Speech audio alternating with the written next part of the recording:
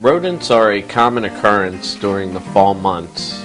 They will frequently seek out homes for the warmth, for the shelter. Mice commonly seek an area that is close to food and water. Rodents could come in multiple locations, and garage doors are a very common area where the concrete footer may have settled or the weather stripping has come away, where your air conditioning lines come into the sides of the house. Once they're in and they establish the territory, then they start depositing droppings.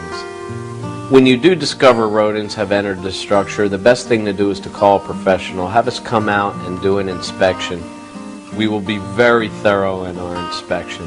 We will start with the areas where you first initially found the problem, and then we'll move to all the areas that we know are conducive to that type of activity.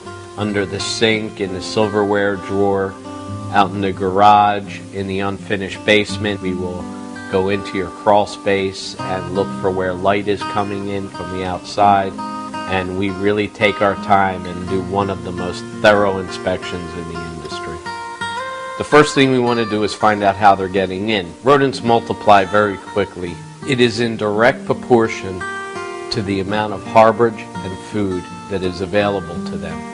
So if you have a big bag of birdseed in the garage and a whole bunch of boxes in storage, potentially you could build quite a large rodent population in a very short period of time.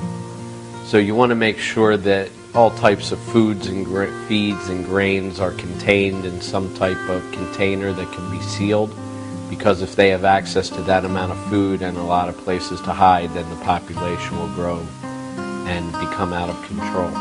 Once we have determined how they've gotten in, then we determine the eradication method.